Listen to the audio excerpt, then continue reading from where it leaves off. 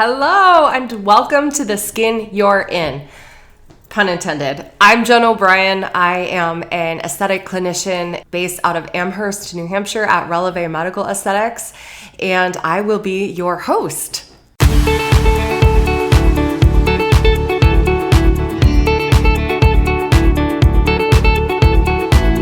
Today, I'm going to share with you my mission here at the Skin You're In, as well as a little bit about my mission at Releve Medical Aesthetics.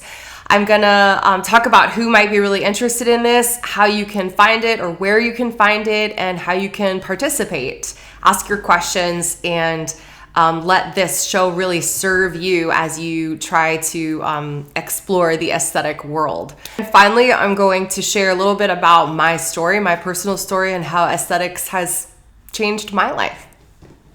The mission here at the Skin You're In is to empower you to make educated decisions about aesthetic treatments.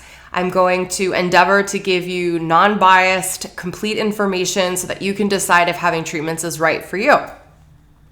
I also want to try to break down a little bit of the stigma around having aesthetic treatments. So there's going to be a lot of storytelling. I'm going to invite clients of myself as well as people who have had treatments elsewhere to just share their story about what treatments they had, how did they decide to have treatments, and what was their experience, how did that change their life? Because I think what you'll find is that aesthetics frees you up to be who you really want to be, and it's not so much about having big lips or duck lips or looking perfect or any of that. It's about loving yourself and loving your body and feeling proud when you walk out the door.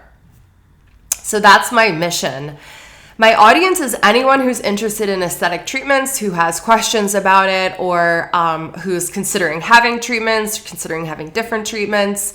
So if that's something that you're interested in, stick around.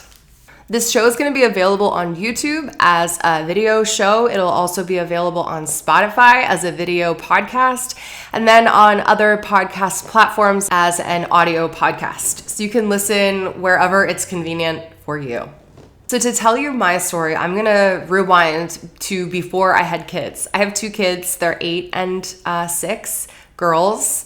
And before I had kids, I by no means thought that I was like amazingly beautiful, but I was always comfortable with myself and comfortable with my body. I didn't have anything that really bothered me. I didn't worry about it or honestly think about it all that much. I kind of just did. I would dress myself till I felt great, and then I'd go out and live my life. Once I had kids, once my oldest was born, I suffered pretty significantly from postpartum anxiety and depression. And that started a series of about 4 or 5 years of really surviving, not thriving. I had no energy or physical or otherwise to put into my appearance, and I just really didn't care. It didn't even bother me. I just didn't care. I remember my youngest was probably under 1. She was in baby, and I had these jeans that I absolutely loved. They were so comfortable. They were soft. They were not too long, which is like really hard for me to find. I'm 5'3", but I have a long torso. So it's really hard for me to find jeans that aren't too long. I loved these jeans. They were so incredibly comfortable. And I remember knowing at the time that they looked so bad. I looked so bad. But I didn't care. I didn't care because I was like, I don't even care. I'm just surviving. I have clothes on. That is all that matters. It was basically like, am I clean and am I dressed? And that's all that matters. And looking back now, even when I look at pictures, I'm not like surprised or shocked. Oh my gosh, I look terrible. I'm like, yep, I look terrible. I knew I looked terrible at the time, but I did not care. I didn't have the energy to care.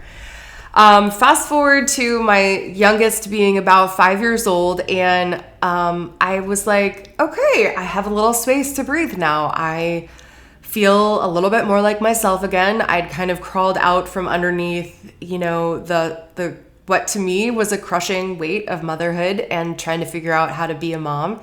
And I was ready to put myself together a little bit more. At this time, I was in my mid-30s and starting to see some effects of aging. The biggest thing to me that bothered me the most was the dark circles under my eyes. I had it was like so blue. It looked like somebody took a blue highlighter and drew a line under my eye. And I was like, I look awful. I couldn't cover it with makeup because the makeup would gather in the creases, and it just never looked good or right. And that was when I really started to be like, I don't like the way that I look. I feel like I don't look my best.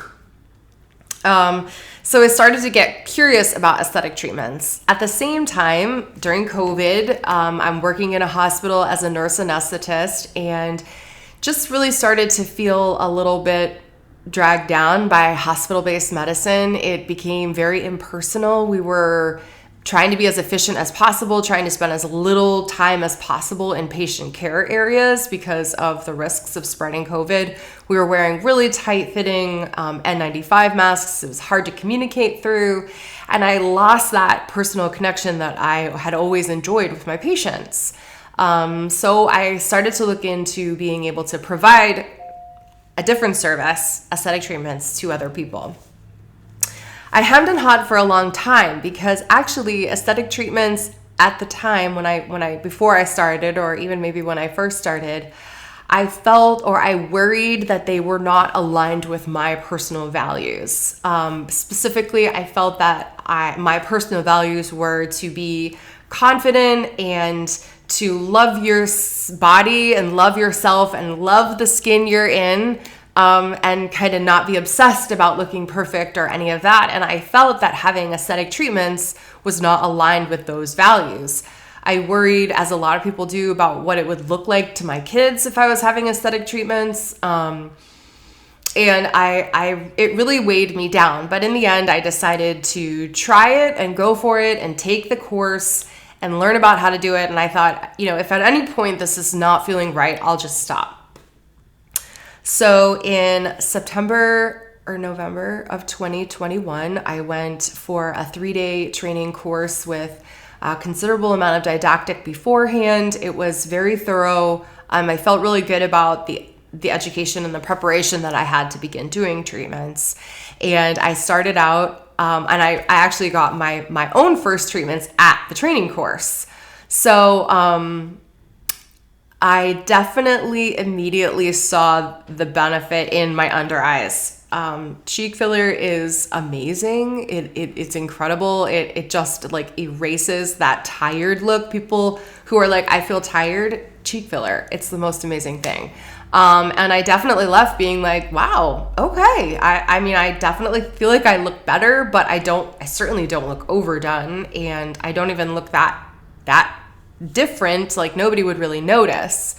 I had some bruising and some swelling, which is totally normal and expected, but it was the weekend before Thanksgiving, and I knew I was going to see my sister, and I felt, I don't know, my sister will probably listen to this and tell me, but I sensed that she had some reservations as to whether or not this was like a good idea. And so I saw her at Thanksgiving, and I was like, already, I said, okay, like, do we need to talk about this? And she was like, what are you talking about? And I was like, well, my face, I had treatments. She was like, oh, really? I didn't even notice. She didn't even notice. And I had bruising, which I had like sort of covered up with makeup, but not that well. So it really solidified to me that like, wow, this is subtle. It's not that obvious. I certainly could have more treatment later on if I wanted to go in a stepwise fashion, but I didn't feel like I had betrayed myself in any way by getting a treatment. I felt like I still looked like me. I still looked natural, and I felt better. I felt more confident about myself. So then I began seeing patients, and patients would come in, and everybody says, I don't want to look overdone, and I don't want to make you look overdone. I tell everyone. And I began to see patients who would come in and really share their insecurities. I've had clients who had massive weight loss following weight loss surgery, and they have real gaunt look to your face. Some people can experience fat wasting on the face that leaves you looking gaunt. And I would give them a treatment, and they, one woman I remember in particular, she like burst into tears. She was so happy. She felt like she looked so amazing. I've had clients who, again, with small children, and they're just like, I just feel like I look tired all the time. And I give them a treatment and they're like, wow, I feel amazing. And I began starting to ask patients, like, it sounds kind of funny, but like, has this changed your life? And the response that I got was amazing. Like, yes, absolutely. I feel amazing.